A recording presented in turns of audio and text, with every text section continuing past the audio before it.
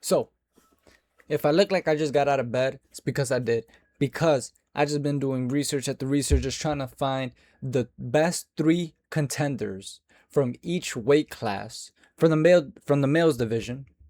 But the best three contenders, the best guy, and then the guy that you should really look out for. And if they have the potential to be the next best guy. But this is really good, especially for betters, because there's gonna be some guys here where I don't think they're going to lose until they fight a top three person. That's how good they are. That's how I'm jumping on so many hype trains right now. Well, maybe not now, but definitely. Let's just go straight to it. Number one, Manel Cap in flyweight. We're doing flyweight 125. I think Manel Cap is the greatest. Well, obviously, we're not talking about accolades. We're talking about who is going to be champion at the end of 2026. Basically, that's kind of how I'm like, as long as they get the fight to, as long as they get the fight to fight the champion, this is who I think is going to be the next champion. Who I think is the best guy in each division. Number one, and then the last guy is guy to look out for. So I think Manel Cap beats Taisuro Taira. I think he beats Joshua Van. I think he beats every other guy in the division, including Alexander Pantoja. I think Pantoja's already obvious, bro. He's getting closer and closer and closer to 40. His chin is still rock solid, but we just saw what happened to his elbow, and I don't know if he's just getting more brittle as time's moving on. I don't think that's the case, but that was a horrible injury. We don't know if he'll ever come back. He's already at the later stage of his career. And I feel like if he does come back, I think Manel Cap has great takedown defense. He will likely keep it on the feet. And the type of power that he has, you just don't see it. You just don't see it. This dude has one touch knockout power. Well, maybe not like one touch, but he could really hit dudes real fucking hard. The number two and the number three guy. Number two guy, I have Joshua Van. I think Joshua Van beats Tatsuro Taira, who I have as number three, as you can see there. I think Joshua Van is the better guy between Tatsuro Taira and him. I understand he was taken down before. I understand it has been shown before. But he's bro, there's some guys that just get better as time moves on, and I think Joshua Van is one of those guys that just gets better. Especially he's improved his takedown defense a shit ton, and I think he would display that against Taisuro Taira. And I don't think Tatsuro Taira has increased his striking level as much as Joshua Van has increased his takedown defense level. So that's like, you have to understand as a better. Those are big differences. You understand what I'm saying? Tatsuro Taira is amazing. He's an incredible fighter, but I just don't see him taking down Joshua Van or Manel Cap. And I think Joshua Van kind of pieces him apart on the feet. And you could only imagine what Manel Cap would do to him. He'll probably put him away. I think Manel Cap would also put Joshua Van away. I think he'll knock him out. He just has that power. He has that speed. If we look at the Charles Johnson fight, it's like, yeah, well, Joshua Van has evolved from then, yes, but the striking is not what got to him. It definitely was, because he's Charles Johnson is a taller, rangier fighter, so part of it definitely got to him. But Charles Johnson's speed, you don't evolve to match someone's speed. You understand what I'm saying? If someone's just too fast for you, they're too fast for you. You're gonna have to take them down. You're gonna have to walk through their punches and then punch them if you hit harder, or if they don't hit hard at all. You have to do different tactics when a guy is just too fast, because you're not going to get to his level of speed. You're not going to surpass his level of speed. This type of shit just doesn't happen. It just doesn't. If you look at history after history after history, it doesn't happen unless some guy just times him perfectly. But that's very different. And I don't think Joshua Van has the type of timing to catch Manel Cap, and I don't think he has the power to catch Manel Cap. And Manel Cap has the power to just knock out almost anybody in the flyweight division. That's what I believe. But let's just see who the next guy is. I think this is a dark horse of the division. The guy, the number 4 guy, the guy who everyone needs to look out for. Hyoji Horiguchi. This dude is fucking legit. It's just I don't know if I think that he beats any of these other guys just because of his age, but he is way more. He's a better veteran than any of these guys. And he beat Manel Cap already. But the thing is that people evolve, man. Especially last year, it's a part of this year. We've seen like rematch after rematch after rematch, and the person who gets the rematch kind of wins the second. Obviously, not last weekend when we just saw what happened to Macy Barber, but typically they do, and it's because they just get better. Well, yeah, I mean sometimes they do, and it's because it really depends on the guy that loses. Manel Cap is one of those guys that you beat him and he just gets better and he just gets better and he just gets better. He's the best 125 pounder. I think he's gonna be champion in 2026. Mark my words. Let's just move on. But who do I think is the best 135 pounder right now? Right now, especially like even in, well, not including accolades, but just based off of skill. My boy Piotr Jan. I think Piotr Jan is the best 135 pounder. I've been saying this for a while. I think he's just too good. I think he's going to beat Umar. Umar is going to be his, compared to Merab, Umar will be his tougher challenge because Umar actually has a stand up, so he won't just be trying to hold Jan on the feet. I mean on the ground. He's great on the stand up. I just don't know.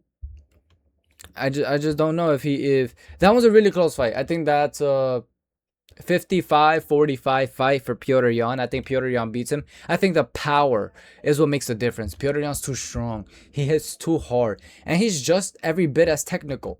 On the ground, on the feet. He's just as technical as what's the dude's name? Umar. So I don't know. That's why I feel like when it's technique versus technique, and two guys are just very similar, one guy who has like a little bit of an advantage tends to take it. And I think that advantage is Jan's power. Jan has displayed his power is real, and I don't think we've seen Umar pretty much hurt people. Like, you know what I mean? Anyways, I think Umar though is the second next best guy. I think he beats Merab in a rematch. Unfortunately, I would love to see Merab win. I just think that, I mean, we saw his hand, it was broken in the first fight. He did win the first 2 rounds. I don't know at one point I don't know at what point he did break it, but I don't think it matters to me. I think that regardless, he is still, I think just overall the better fighter than Merab. But like I said, Piotr Jan's number one. I think Piotr Jan would beat him. But let's just move on. Who's number 3? Of course, is Merab Dvalishvili. This dude is a monster. This dude has the accolades. This dude's a beast. His cardio is insane. There's not really much to say. You just have to be. You can't let him control you when he tries to take you down, and you have to just be better than him on the feet, which I don't think it really takes much. But honestly, that's just the main thing for Merab, and Merab is a cardio machine that's really hard to get off of you. But Piotr showed when you're not able to get on him, and he's 100%. That power, that beautiful boxing, that speed, that strength, it just is too much for Merab. I'm surprised Merab's shin's insane though. Now, this is who I think is the dark horse of the division, the guy who's so scary in 135. This guy is nasty, bro.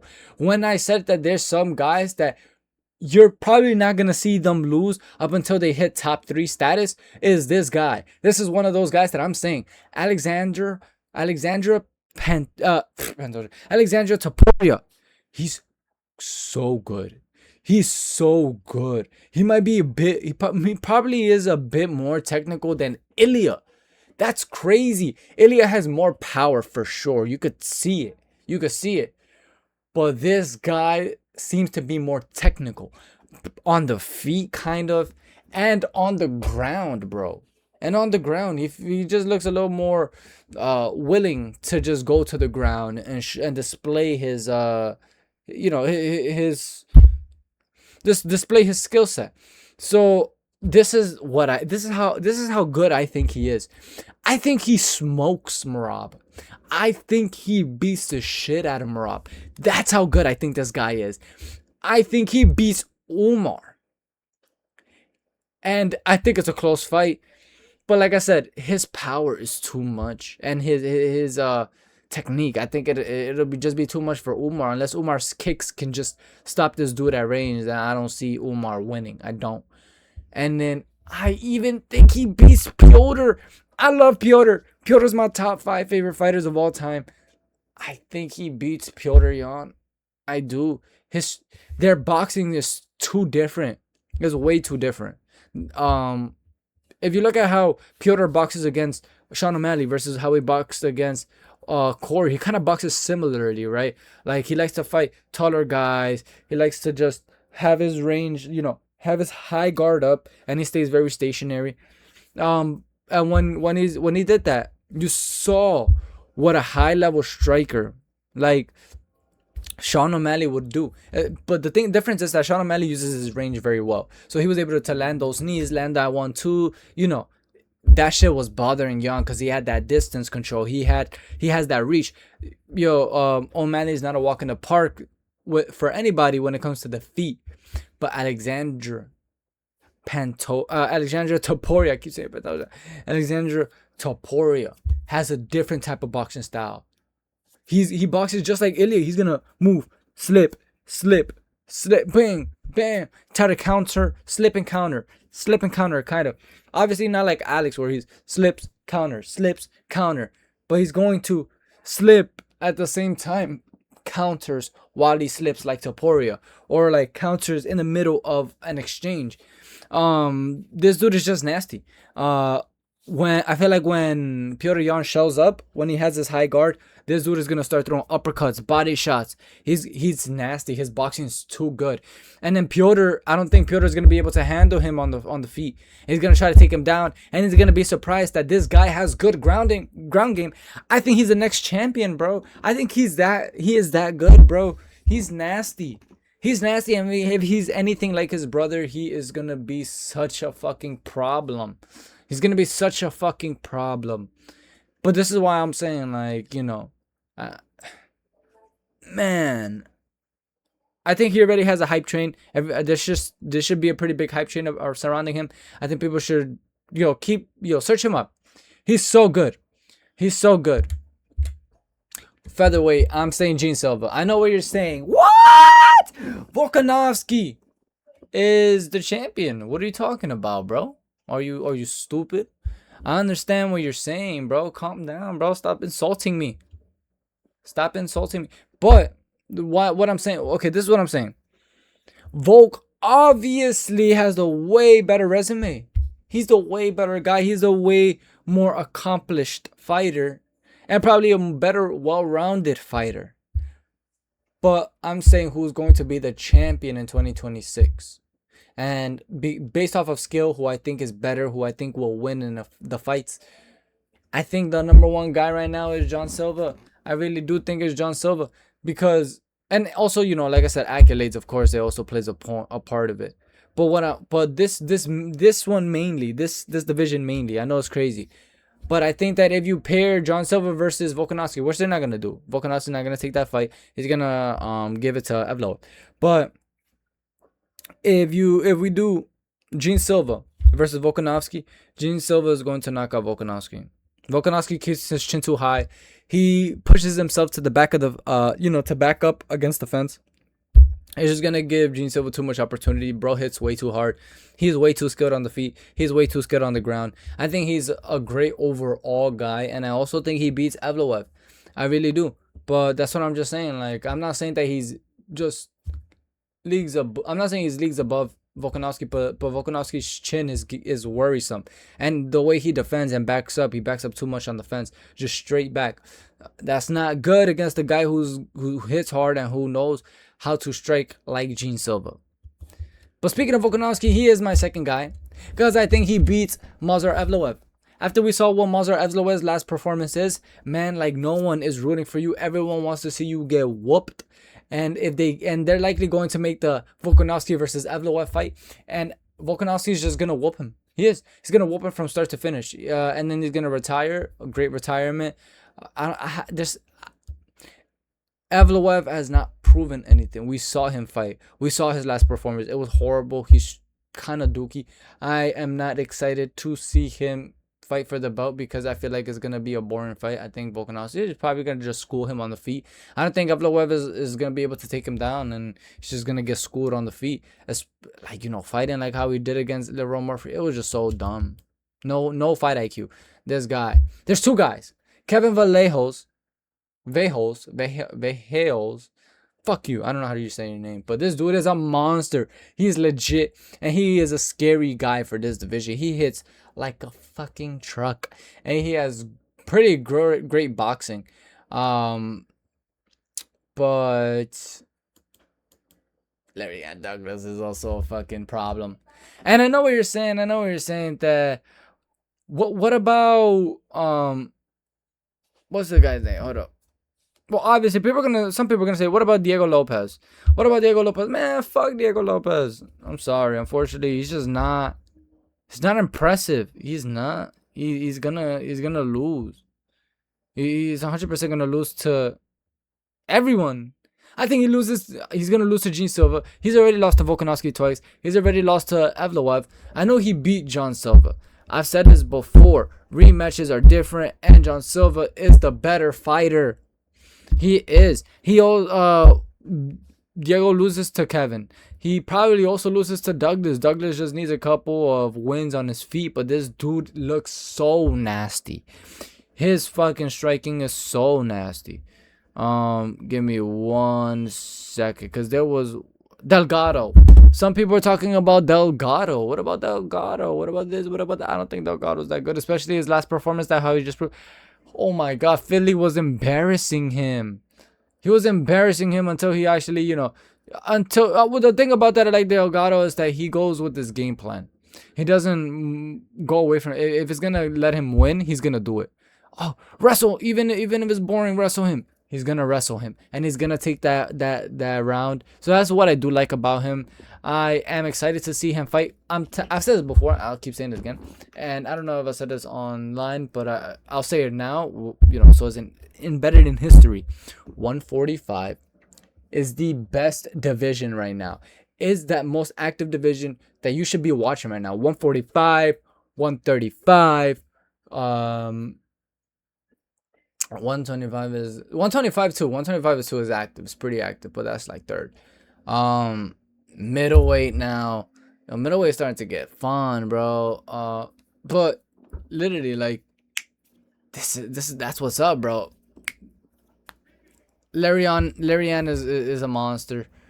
Kevin Vallejos is a monster. I think with a couple more wins under their belts and we see more of their skills, they probably might beat Evloev. I'm sorry, his IQ, it was just so horrendous. I don't trust him anymore.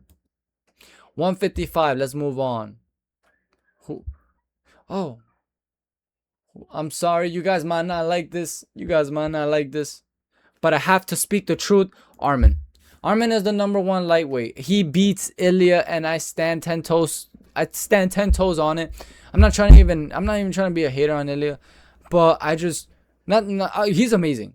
He's an amazing fighter. Look what he did to Charles, man. Look what he did to Max. Look what he did to Volk. You don't do that to high level guys. If you're not good. And this dude is, and Ilya Tapora is just nasty. He's incredible. But I know people are gonna say, "Well, he's a Greco-Roman wrestler. I'm not saying he's a striker. I'm not saying he came up as a striker. I'm not saying he's a pure striker. But what I'm saying, he's more comfortable with his striking than he is with his ground game. That's why he uses his striking way more. Yes, did he take fucking Max down? Yes. Could he hold him down? No. Max got up first, like after he took him down immediately, like first round. What happened against the Charles fight? If you want to rewatch it, Charles tried to grab him by his waist and pull him down, not try to grab him and take him down. Those are two different ways of takedowns. And the thing is that Ilya just reversed it. He has great hips. Like, I get it. It's amazing. It looked amazing. His fucking... And I hope he is the favorite, so I could throw a lot of money on Sarukian and get super rich, but Sarukian is going to take him down. And I'm not sure if he's going to maul him, but he's going to definitely try to. And Would love to see that fight just because it's two of the highest skill. Like, these are some of the highest level skill that we've ever seen in 155. I'm gonna admit though, 155 is dying though. It's a dying division. It really is. But Armin Sarukian is one of the greatest talents I've ever seen in 155. Honestly, he's amazing at the on the feet. He's amazing on the ground. Same thing with Armin Sarukian. I mean, Armin Sarukian, obviously. Same thing with Ilya Taporia, the number 2 guy, in my opinion.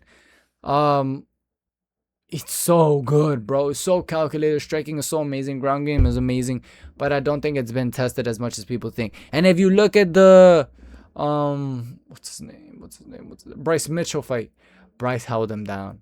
Bryce got him down.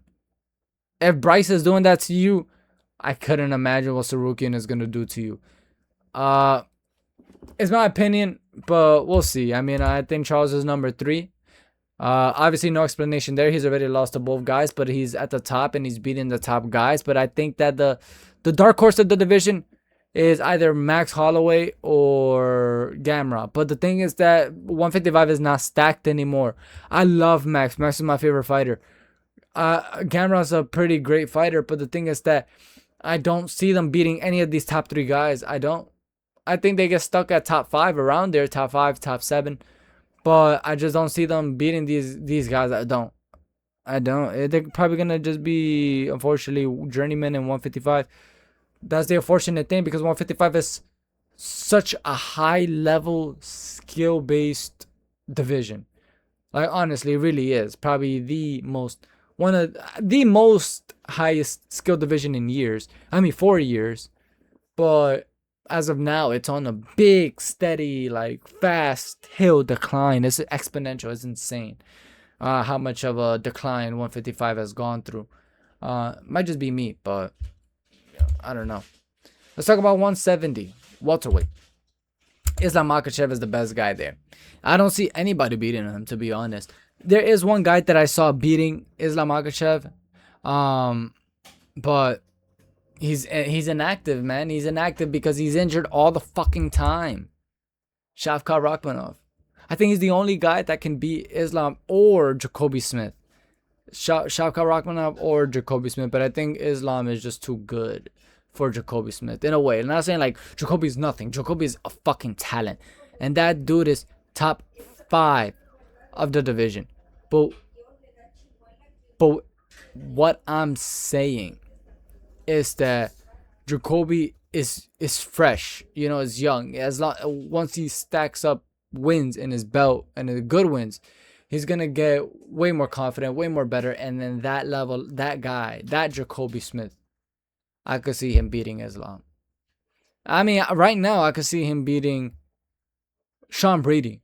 I could see him beating JDM. I could see him beating even Ian. You could take Ian to the ground. MVP. I could see him beating those guys if he uses his wrestling well and does what he needs to do and builds up his cardio. Because I think his last fight, he got tired quick. You get tired that quick in front of fucking Islam, you getting taken down and you getting beaten the fuck up. Same thing with Shavkat. Same thing with almost anybody else in that division. Work on your cardio, buddy. But the third guy, obviously, is Ian Gary. He's probably the next guy that's going to be up for the title contender. He's probably going to fight Islam Makhachev next. Honestly. It's been sounding like it is, especially because Ian Gary, he already moved to Georgia, right? He went to Georgia to start training, and he said he'll only do that if Islam's name gets brought up or something. He fights a Dagestani, so that's what I'm thinking. I think Ian Gary is the next guy up, the next guy for the title contender. But we're gonna see. Now, I think you guys should be really watching out for Gabriel Bonfim. I think he's going to beat Bilal Muhammad in their when they fight. I think he will. He's dangerous on the ground, and he's really dangerous on the feet. He was giving Stephen Wonderboy some problems on the feet. Did Stephen get up? Yes. Do I think Stephen Wonderboy won that fight? Yes. I think he got robbed in that fight. But then if we look at the fight against Stephen Wonderboy Thompson versus Bilal Muhammad as well, right? Stephen Wonderboy Thompson. This is during a time when Wonderboy wasn't really worried about the takedowns. He wasn't training it too much. Once he fought Bilal, He was getting up. He got up first round. I think he got up second round, if I'm not mistaken. But he definitely got up third round. He was piecing up Bilal on the feet pretty easy. And nowadays we've been seeing Bilal kind of just stand and bang without using his wrestling, and I think he definitely will try to use it now. But Bonfim is so dangerous on the ground. Look how many submissions he has. Yeah, I think he has more submissions than anything. Even if you combine his KOs and decisions, he has more submissions. This guy is a dangerous dude. Don't look at the Stephen Wonderboy Thompson fight. I think Wonderboy, regardless against who he is, regardless against who he's fighting with, who he's fighting against, was on the feet. Wonderboy is one of the best and probably whips most, if not all, guys on 170 on the feet. Try to get him to the ground. That's where a big problem will start occurring. But what I'm saying is,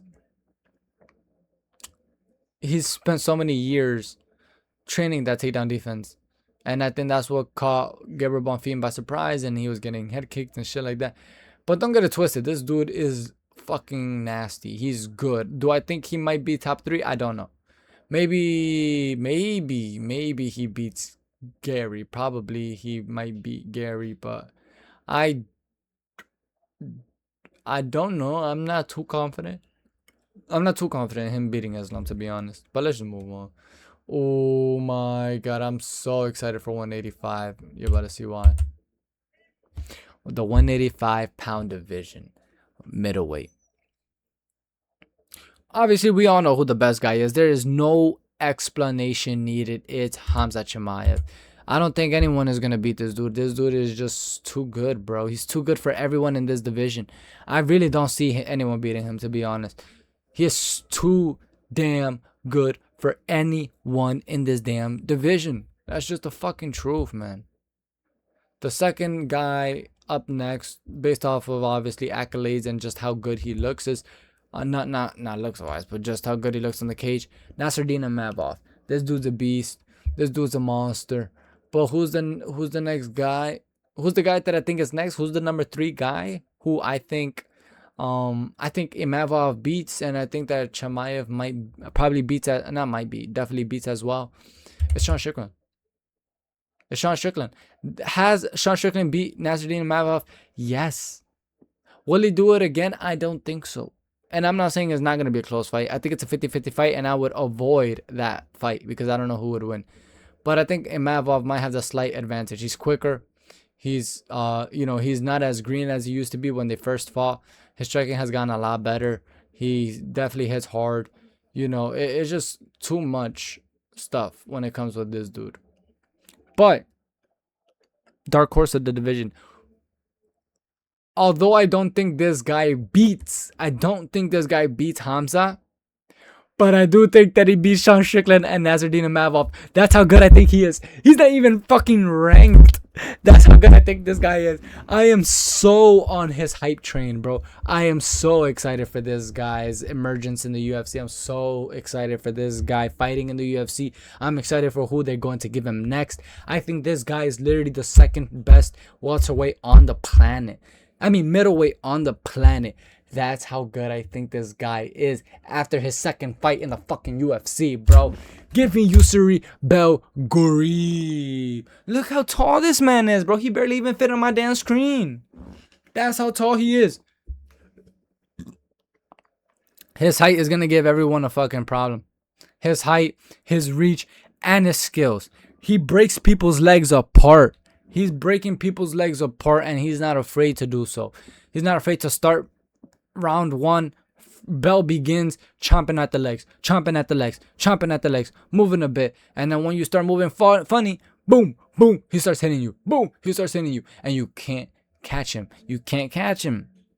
Now, I think this is what's crazy. I think Yusri has an easier time beating Nasruddin Imavov than he does Sean Strickland. Because Sean Strickland, his like boxing style, right? I feel like those 1-2s are gonna Strickland could just shoulder roll them. And then his jab is pretty good, but I don't think Strickland's jab is gonna get to Yusri. He is not gonna touch him. It's gonna be hard. And then Yusri's leg kicks, we're gonna see, because they're really good. But I'm not too sure if Sean is, because Sean is amazing at checking leg kicks.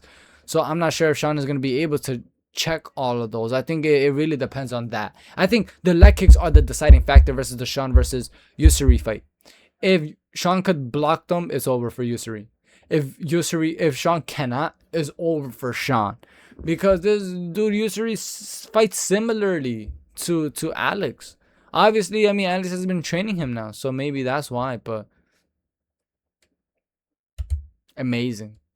205. Oh my god, this one I'm very indifferent about. I'm not 100%. This one I think that it's like very ticks away. Like I wouldn't be surprised if number 2 beats number 1. I wouldn't be surprised if number 3 beats number 2. I wouldn't be surprised if number 3 beats number 1. This is how good. This is how close I think this division is, and how good I think these guys are. But number 1, next up upcoming champ, give me Magomed Ankalaev. I think his southpaw stance is going to give people a lot of trouble. I think he has wonderful kicks. He has very good boxing, very good striking, and he can mix it up very well. But this next guy, it's just so hard. You can't really predict against him because he always knocks people out for no, like, even if he's losing badly, he's knocking people out. Give me Yuri Prohaskov. This dude is a fucking monster. He's a monster. And if they do fight, I think Magomed has the advantage. But I still think Yuri has that ability to just knock this dude out. Or just put him down and put him away. And, like, the only person who's put out Yuri is Alex. The only person who's put out Magomed is Alex. So Alex just has otherworldly power, man. But Carlos Orberg, this is what I mean. This is what I mean. Ankalaev has power and skill, so he kind of has both. But he doesn't have the power of Yuri Prohaskov. He doesn't have the skill of, like, high level, like, elusive skill of Carlos Orberg. But he is dead, like, there, where he has both the best of both worlds and high level on both ends. But that's what I'm saying. Well, that's what I think, because of his better striking than Yuri. Even though Yuri probably has more power, more pop in his shots, Magomed will probably land a punch before Yuri can, and then just put him out. But Carlos is so elusive. He moves very well. I think Magomed's, like, forward pressure is probably going to give Carlos big time problems and put him away, to be honest, even though Carlos moves a lot. I think Carlos' movements is going to give Yuri Prohaskov a lot of issues. And I think he should win by decision because he's going to be chomping at the legs. He's going to be moving way too much. And I don't think Yuri is going to be way too comfortable against a guy like that. Like, he's not really fighting guys like that in 205. But man, it's so, I would say, like I said, I would definitely say avoid betting against Yuri versus Carlos, because Yuri could just put this guy's lights out first minute, first round, second round, third minute, second minute. It doesn't really matter. Yuri is just unpredictable. He's too good. He's too fucking good. But who's the dark horse of the division? You don't even have to ask. You don't even have to ask. Azmat Mirzakhanov. I know people are just looking at me like,